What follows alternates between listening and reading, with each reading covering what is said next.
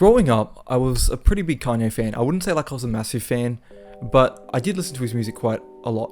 And it wasn't until 2016, 2017 that I kind of stopped listening to his music. It wasn't because I like grew wiser or something like that. I just didn't really connect with his music like I did when I was growing up. I just didn't really like his songs that he was putting out.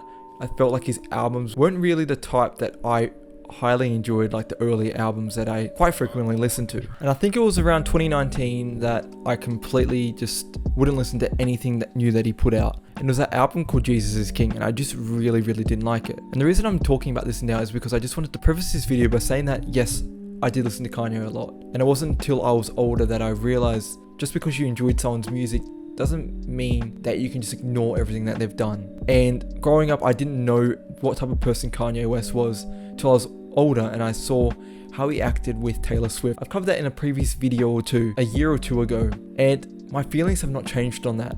In fact, they've just been more strongly reinforced with how he's acting now. And today's video is about how far Kanye is going in basically destroying everything that is around him. So today I'm talking about Kanye West and how over the past month or so, he has basically turned everyone that was with him against him. So sit down, grab a coffee, grab a tea. This video is one that needed to be made.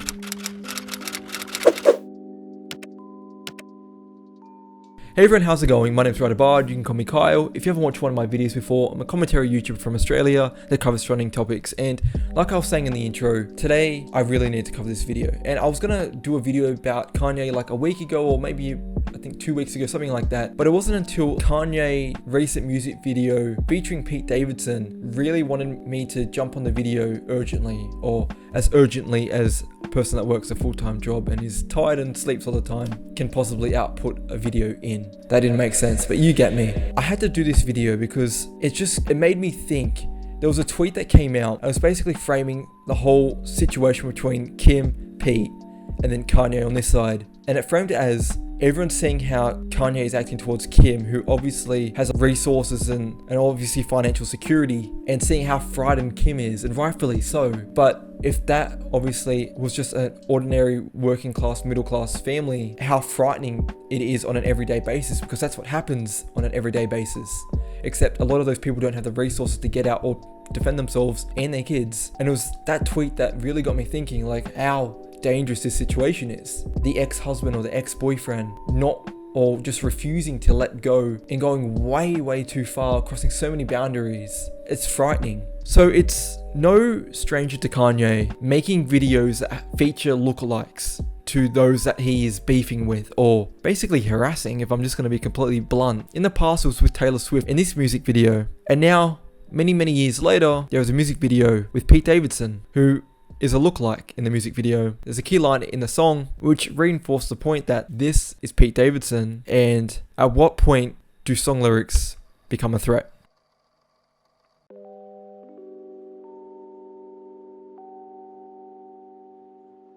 The Kim Kardashian, Kanye West, Pete Davidson situation is turning into that. You know, it started very much in the land of tabloid, but I feel it's creeping and has crept into a world that more people should pay attention to, but not for the reason that you may think. You know, for those who don't know, Kim Kardashian was married to Kanye West. If you don't know that, I really envy your life. I want to know how you roll and how you avoid all these things. But they were married, they got divorced. And over time, Kanye has become more and more belligerent in how he tries to get Kim back. Like when it started, it was, you know, some would say romantic. Oh, I want you back, and you know, here are roses, and this is my dream. And some people are like, oh, okay, it makes sense. You're trying to win somebody back. We understand that. But over time, it's become more and more belligerent. And one of the most extreme examples was Kanye West putting out a music video, where in the music video, it's a claymation music video, I should say. He chops off Pete Davidson's head.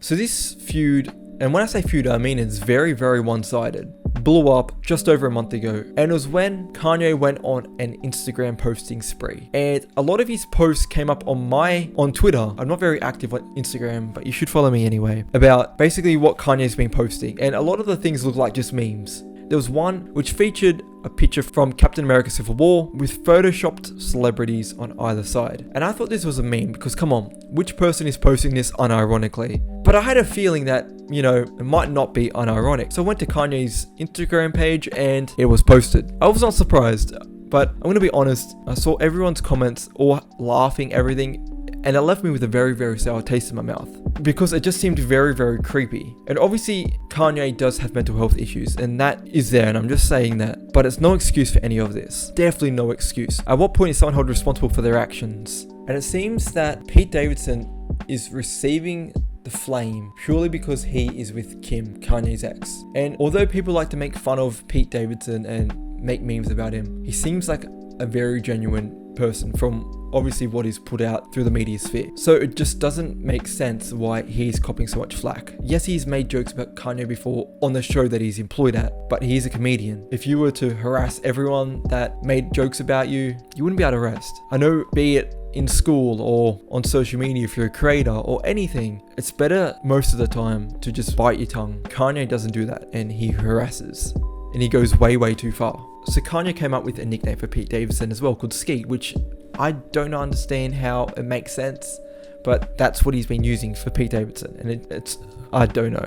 You can ask him why that name is being used, but that's it. But over the past few days and weeks, Kanye has been posting erratically on Instagram and pretty much spontaneously removing posts, but it doesn't stop people from basically grabbing screenshots and saving those posts before they get quickly deleted. And that's the glory of the internet. Everything you post isn't fully offline. There's always remnants of it, and those that grab things that we don't mean to post too quickly for us to erase forever. So this all came to a head, as I was saying, when Kanye put out the music video for Easy featuring Pete Davidson in the video. And what happened to Pete Davidson is probably the most critical point of this video that I'm making. Pete Davidson gets beheaded by machete.